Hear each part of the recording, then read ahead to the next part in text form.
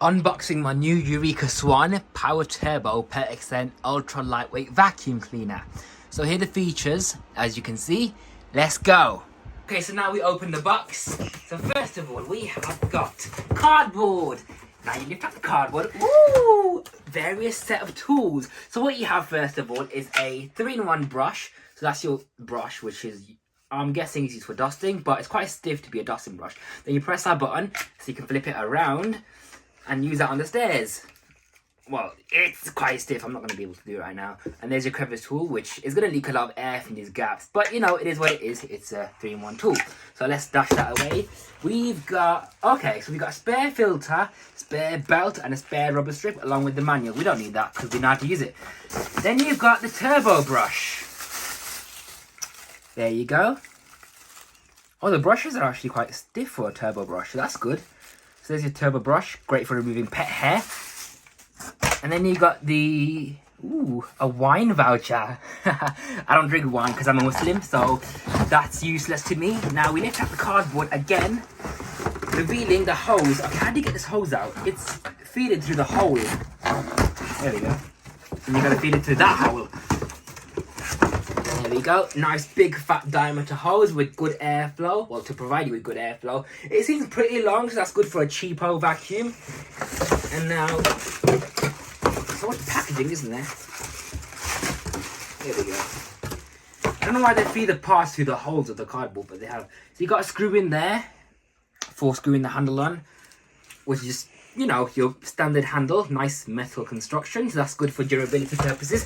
Then you lift up the vacuum itself, and that's pretty much it. Empty box. Now we've chucked the box away. Here's a beautiful vacuum cleaner.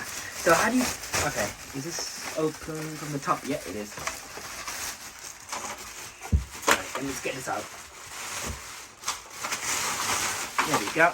So here it is. It's a pretty lightweight vacuum. As you can see, I'm lifting it with my pinky finger. It's a very, very lightweight vacuum. And then you've got a 9.3 meter cable, I believe. Well, it's around 9 meters. It says on the box anyways. But yeah, there's a cable.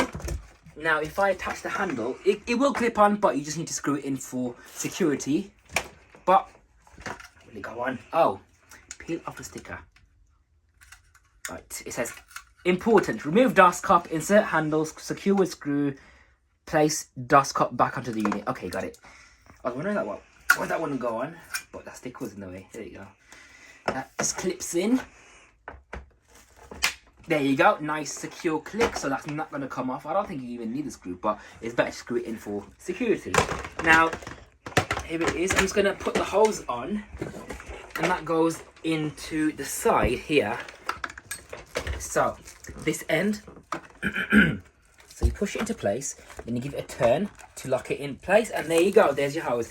Then you wrap it around this hook, and then that goes into here. And last but not least, aside from the tools, this little hose slots into the side.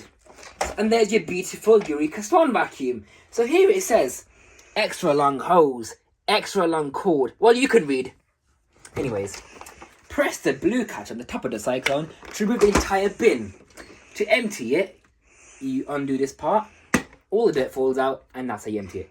Now, to clean this out further, you can also open this part to access your filter. Luckily, they give you a spare filter, which is just a spare sponge, not the actual casing itself. But this is a HEPA filter, that's quite a good thing.